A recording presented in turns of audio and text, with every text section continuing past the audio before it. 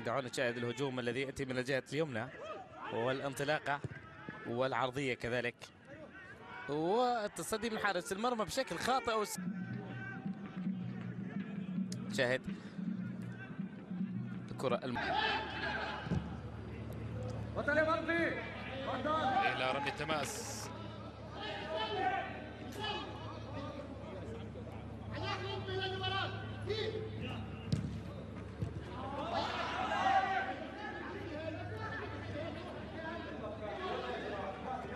تقدم للأمام من جانب اللاعب حي يلعب الكرة أمامنا. محاولة إذن سريعة من جانب محمود مرضي، عرضية عالية جدا. كرة منقولة في وسط الميدان مرة أخرى لمصلحة نادي الجيش ولنادي الأهلي الأردني. تقدم تمريرة منقولة عن نادي السويق. كرة من جديد عند اللاعب محمد المسلمي، مقطوعة الكرة خطيرة. محمود مرضي لديه الفرصة لإنهاء المباراة قبل الأوان. محمود مرضي يتقدم، يحاول بكعب القدم ثلجي. تلعب محاولة إذن إلى الأمام، تصل بشكل سريع والتسديدة تصطدم بالعارضة ورأسية بعد ذلك. أمام تصل بشكل سريع والتسديدة تصطدم بالعارضة ورأسية بعد ذلك. تصل الكرة للأمام من جديد. يتصدر المجموعة الأولى الجيش السوري في المركز الثاني، الأهلي الأردني ثالثا السويق العماني رابعا لدينا في المجموعة، ولكن لم يجري أي تبديل آخر. كرة جميلة، انطلاقة من مرضي، محمود مرضي إلى أقصى اليسار عن طريق محمود مرضي. محمود والتمريرة بينية خطيرة ونقلة تمر تصل الكرة إلى منتصف الملعب.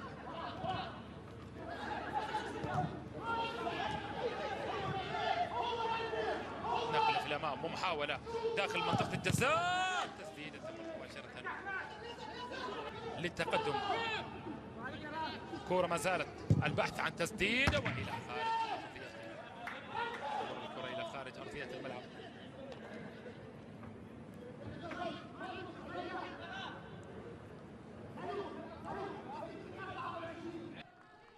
يجد فرصة بالكرات العكسية، وطبعا هذا الهدف الذي سجل سيزيد الضغط على الأهلي، يجبره على التقدم. الحاج مالك، انطلاقة سريعة خطيرة. الحاج مالك يحاول التقدم، اللاعب الليبيري يضع كرة إلى محمود مرضي، عرضية خطيرة في صالح النادي الأهلي.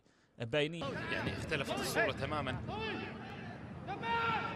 من جانب فريق الزوراء الذي بدأ هذه المباراة.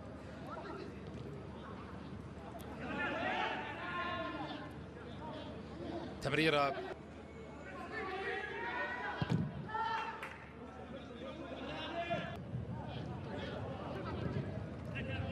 محاولة